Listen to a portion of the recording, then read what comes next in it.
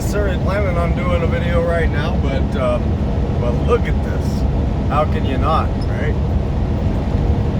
It just all of a sudden turned into just this gorgeous area right here.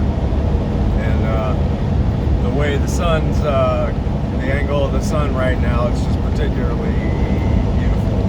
It's particularly beatific. Yep, I can deal with that. So I figured I'd go ahead and turn it on here. Let's see here. So what is there to talk about right now, today? Yeah, so continuing on from my earlier story about the old rest area truck stopper bobber. The truck stopper glory hole bobber. So let's see here. So I went ahead after that whole little ordeal was finished up and went and used the restroom, and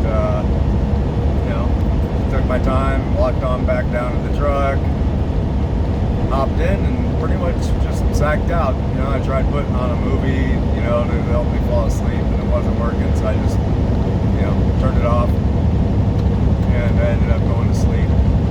Set my alarm.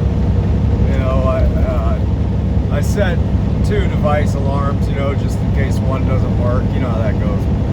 And so sacked out, and I think my alarms were set for, my appointment time to pick up this trailer was for 10:45, I believe. So I set my alarms for, I think, 8:30, something like that.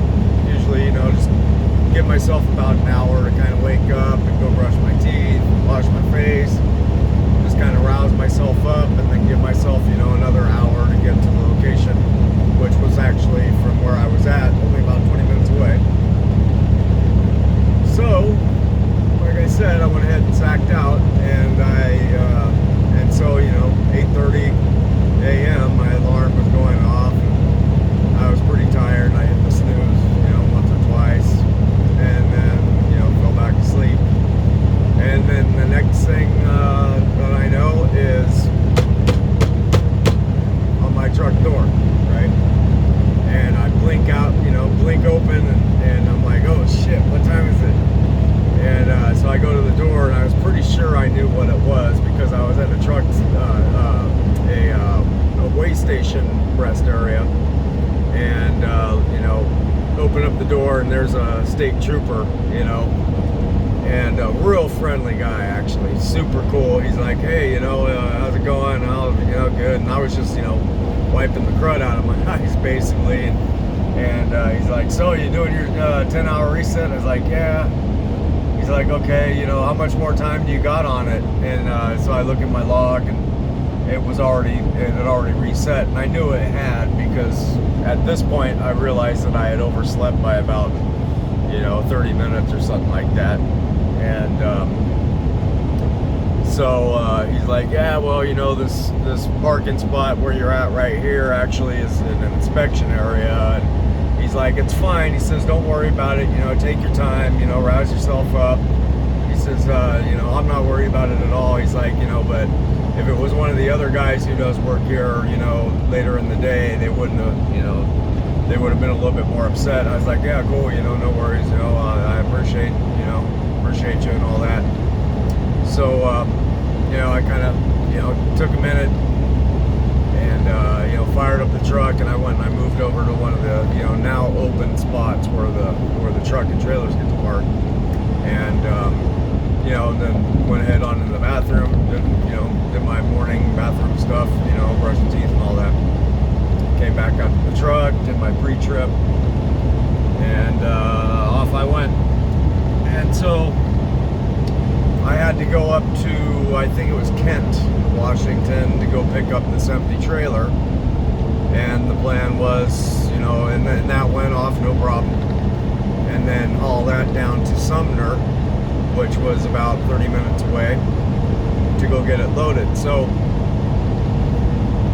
when we go to these Amazon facilities, it's obvious that they're Amazon. They're just these big, massive, giant buildings with big signs that say Amazon on them, and you always know. And there's always, a whole ton of Amazon, these blue Amazon trucks with the, big old Prime swoosh on there, swoosh mark, and so it's no problem at all, But on occasion, we'll take an empty trailer and go get it loaded at a different facility, whoever it may be who wants to have a load carried, and they go through Amazon to have it carried. So I headed on down to Sumner, and I had ended up plugging in the wrong number address.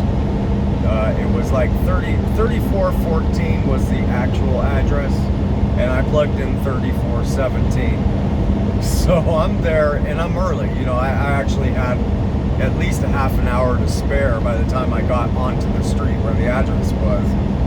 And it was a good thing, too, because I'm sitting there going, there's no 3517 at all anywhere. And I'm driving up and down, the street. And here I am with this big, long trailer and everything. So obviously, maneuvering it.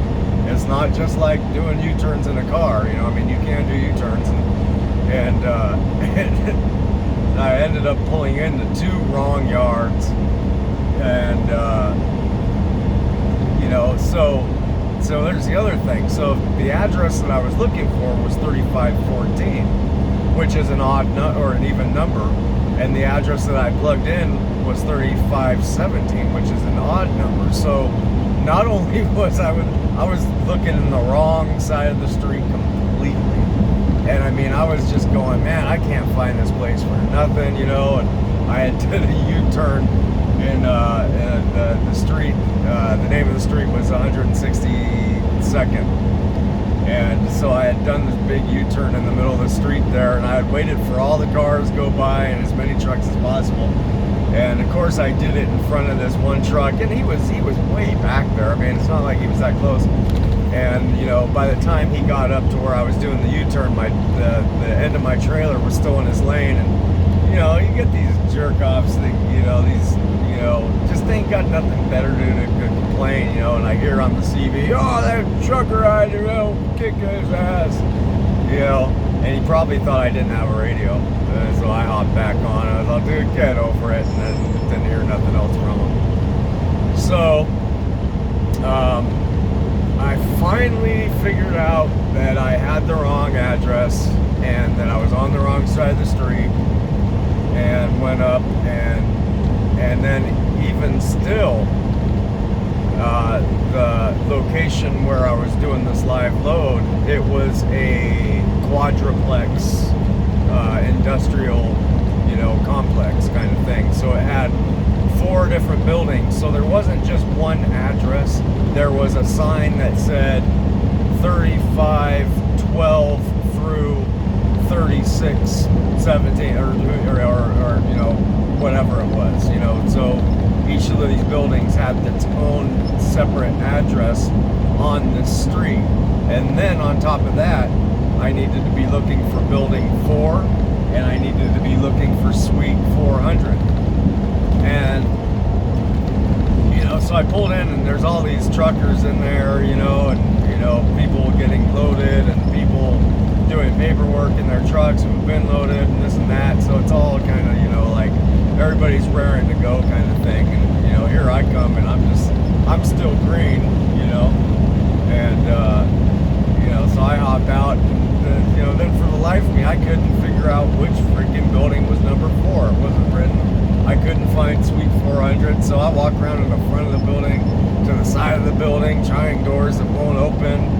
And then I talked to this old timer who came out to go take a smoke break, and he's like, oh yeah, it's over there in the corner over there. And okay, long story short, I finally made my way to the proper trucker check-in, and finally, and then even then there was like complications because I didn't have the right BOL number.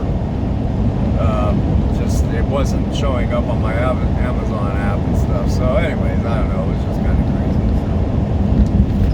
that's the way my day started. And then eventually, finally, I got loaded up, and they were quick about it. I loaded up 19 pallets in the back, and it's really light load for 19 pallets. And got underway, and that was pretty much that. But geez, kind of a oddball evening last night and an oddball morning this morning. So what are you gonna do? Well, here we are at 11 minutes 33 seconds, so I'm gonna wrap it up, and I'll talk to y'all later.